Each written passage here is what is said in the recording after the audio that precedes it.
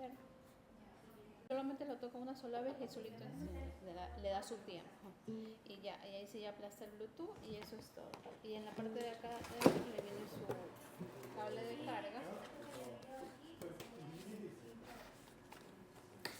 Este es su cable de carga, su manual y la correa.